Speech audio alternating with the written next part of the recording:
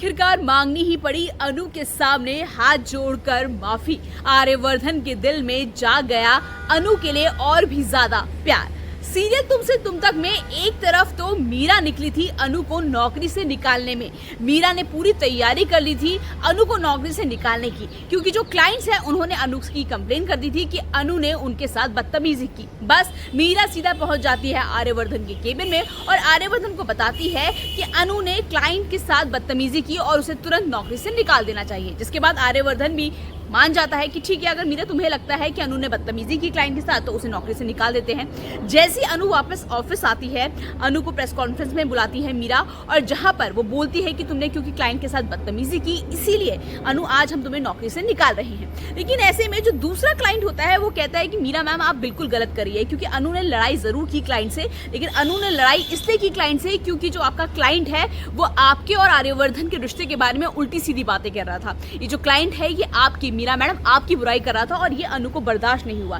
एक औरत होने के नाते अनु को बिल्कुल बर्दाश्त नहीं हुआ कि उसके सामने उसकी मैडम एक और दूसरी औरत की बेइज्जती हो रही है। बस ये सब सुनकर मीरा को अपनी गलती का एहसास हो जाता है कि जिस अनु को वो निकाल रही थी कि वही अनु उसके लिए लड़ रही थी उसके क्लाइंट से।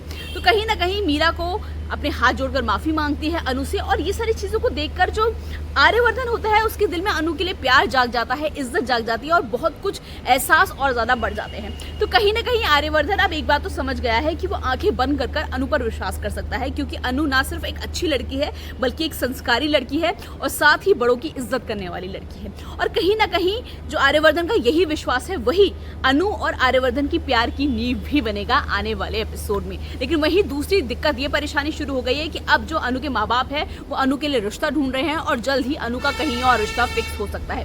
उससे पहले ही आर्यवर्धन को अपने दिल की बात अनु तक कहनी होगी। जो भी और सीरियल में अपडेट होगा मैं आपको यूं ही ऐसे बताती रहूंगी। तब तक आपको क्या कहना है, चैनल को सब्सक्राइब